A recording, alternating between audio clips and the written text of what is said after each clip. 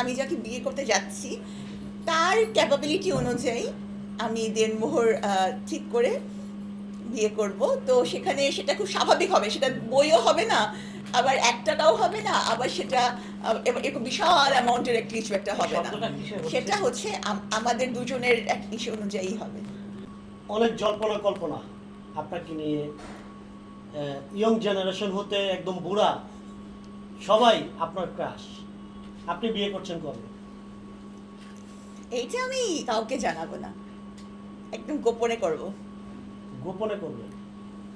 আপনারা মডেলরা, মানে যারা ভাইরাল হন মডেল যারা, আপনারা আপনারা কি সব কিছুই গোপনে করেন কিনা? যারা ভাইরাল তাদের তো ব্যক্তি জীবন মানে প্রাইভেট লাইফ বলে কিছুই থাকে না, তাদের সবই তো মানে পাবলিক, তো গোপনে করার তো কোনো সুযোগ নাই। তো আমি তো আর ওরকম কেউ না, আমি করব গোপনে, কেউ জানতে পারবে না। না, আপনিও যে একটু আমাদেরকে বলবেন।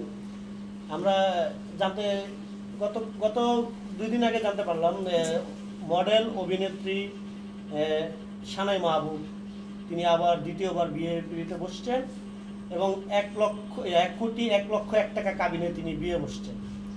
আসলে মানে এই যে এত মানে বিগ একটি অ্যামাউন্ট, তার কাবিন বা দেনমোহর যাই বলেন না কেন, তো আপনি কি তার মতো কোনো বিগ অ্যামাউন্ট কাবিনে বিয়ে বসতে চাচ্ছেন নাকি না একদম কাবিন ছাড়া?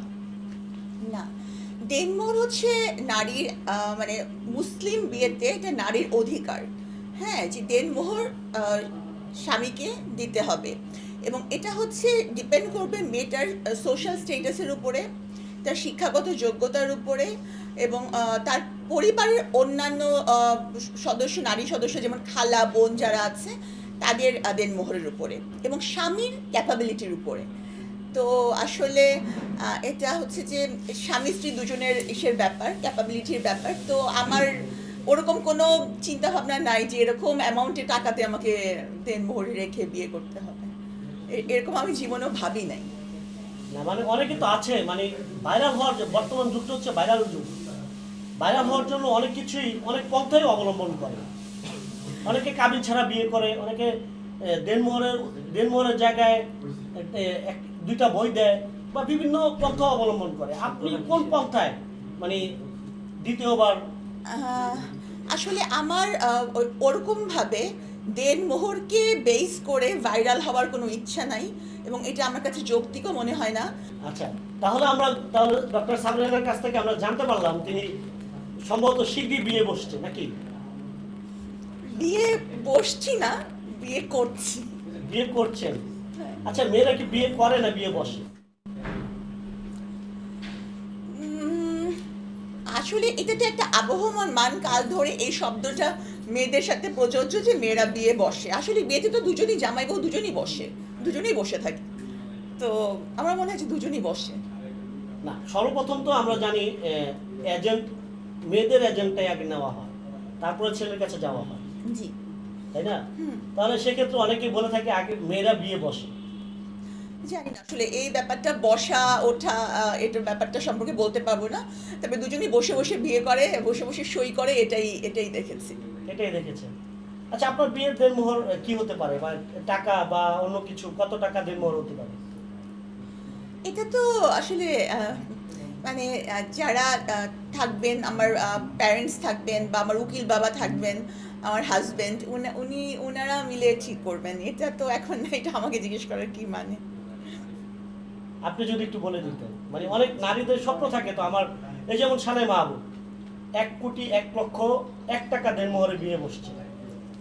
তো এরকম আসলে মানে আসলে আমি ওনাকে চিনি না, আমি আপনারা জানেন যে আমি মুভি টুভি খুবই কম দেখি, ওনার সম্পর্কে আমার কোনো আইডিয়া নেই। হয়তো ওনার যোগ্যতা অনুযায়ী এটাই ওনার জন্য বিগ মানে ঠিক অ্যামাউন্ট, হয়তো ওনার এটা মনে হয়েছে বা ওনার হাজব্যান্ডের মনে হয়েছে। এটা দুজনের মিউচুয়াল আন্ডারস্ট্যান্ডিংয়ের ব্যাপার। তো তবে হচ্ছে যে দেনমোহরটা আমি মনে করি এটা খুবই ইম্পর্ট্যান্ট, এটাকে নিয়ে মজা করার, এটা মজা করার বিষয় না। এবং দেনমোহর আদায় করতে হবে, দেনমোহর নারীর অধিকার। এটা কিন্তু এমন না যে অনেকে ধারণা থাকে যে ডিভোর্সের সময় এই বিগ অ্যামাউন্টের মানিটা, তা কিন্তু না। দেনমোহরটা পরিশোধ করাটাই যুক্তিযুক্ত, যদি স্ত্রী দেনমোহরটা ক্ষমা না করে দেন, তাহলে এটা পরিশোধ করতে হবে। এটাই ইসলামী আইন এবং এটা করা উচিত বলে আমি মনে করি। এবং সেক্ষেত্রে স্বামীর সামর্থ্য অনুযায়ী এমনভাবে হওয়া উচিত যে স্বামী যেন বিয়ের রাতেই এটা পরিশোধ করতে পারেন। বিয়ের রাতে এটা করতে পারেন, কিন্তু আমরা একটি গণমাধ্যমের রেফারেন্স দেখেছি, শানে মাহবুবকে জিজ্ঞেস করা হয়েছিল আপনার এই যে 1,01,00,000 দেনমোহর, এখানে উশিল কত টাকা?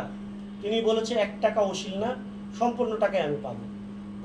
মানে সম্পূর্ণ টাকাই তিনি পাবে, 1 টাকা উশিল না। যেমন আমরা সাধারণ পাবলিক যারা বিয়ে করেছি, সম্ভবত আমি বিয়ে করেছি 2007 সালে, 1.5 লক্ষ টাকা কাবিন ছিল, 50,000 টাকা উশিল ছিল। উসুল, হ্যাঁ, জি, যেটা আমি 1 লক্ষ টাকা আমার স্ত্রী এখনো আমার কাছ থেকে পাবে, যেটা আমাদের সাধারণ পাবলিক। জি। তো সেখানে সেখানে শানে মাহবুব কিন্তু পুরোটাই পাবে। আপনার কি মনে হচ্ছে সেই দৃষ্টিকোণ থেকে, মানে উশির কেন দিল না বা কেন এটা ইয়ে হলো না? এটা তো আসলে উনি ভালো জানেন। উনি কেন উসুল নিলেন না, এটা কি আমার পক্ষে জানা সম্ভব? এত কঠিন কোশ্চেন করলে কিন্তু আমি উত্তর দিতে পারবো না। এটা কিন্তু অনেক কঠিন কোয়েশ্চেন, কারণ হচ্ছে যে এটা হচ্ছে তার পুরাপুরি ব্যক্তিগত ব্যাপার। কিন্তু আমি মনে করি যে দেনমোহরটা এমন হওয়া উচিত যে দেনমোহরটা পরিশোধ করা হয়। এবং এই জিনিসটা হচ্ছে কি, এটা কিন্তু কোনো মজার জিনিস না। দেনমোহর ইসলামী মানে নিয়মে বিয়েতে এটা খুবই একটা অপরিহার্য অংশ, এবং দেনমোহরটা আদায় করতে হয়, মানে এটা দিতে হয়। এটা এটা এটা নিয়ে কোনো মজা করা যে আমি 1 টাকা দিলাম বা আমি হচ্ছে গিয়ে 10 কোটি দিলাম, এই জিনিসটা আমার মনে হয় করা যুক্তিযুক্ত না। এখন বাকিটা যার যার ব্যক্তিগত ব্যাপার।